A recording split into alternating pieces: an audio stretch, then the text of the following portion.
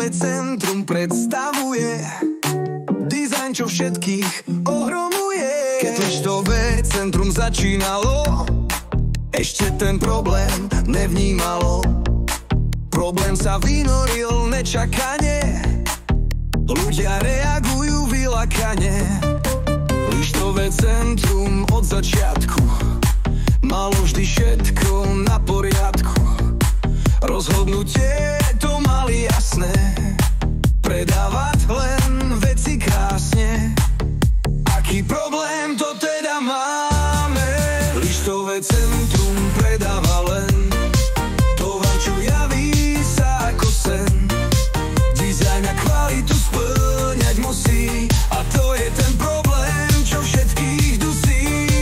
Deti už do vane neberú kačičku, všetky chcú zobrať dizajn poličku. Na prechádzku berú bábiku pištu, no zobrať musia aj nerezovú lištu. Rodičia a iní ľudia doma chcú mať pokoj, kľud, nevedia, čo robiť majú, veď tie lišty im chýbajú. Skúšali aj inde kúpiť, deti trochu uchlácholiť, nedali sa marhy malé, dizajn cítia dokonale. Deti už do vane neberú kačičku, všetky chcú zobrať dizajn poličku. Na prechádzku berú bábiku pištu, no zobrať musia aj nerezovú lištu.